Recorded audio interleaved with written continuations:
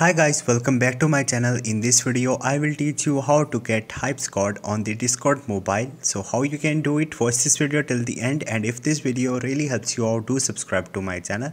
So let's start the video. First of all, you won't be able to do it using your Discord mobile application, but don't worry, I have a trick. So simply you have to open your browser and you have to log in to your Discord on your browser, any browser you are using, and once you will do it, on the three dot you have to click on the desktop side from here.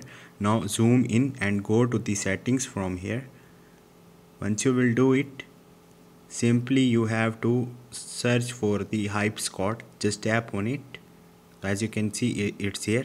So simply click on the join squad, hypesquad from here, and you have to fulfill these question, the 5 question, and you can easily get the hypesquad on the Discord mobile. Hope this video will helpful for you. If you have any question or any confusion, just drop a comment. I will try to help you. Thank you.